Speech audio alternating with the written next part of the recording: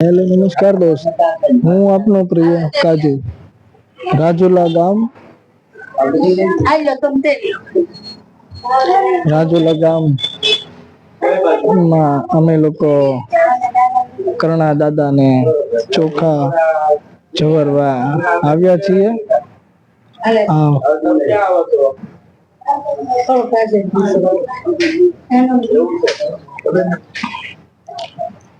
આ જગ્યા, આ ભોળાનાથની મૂર્તિ,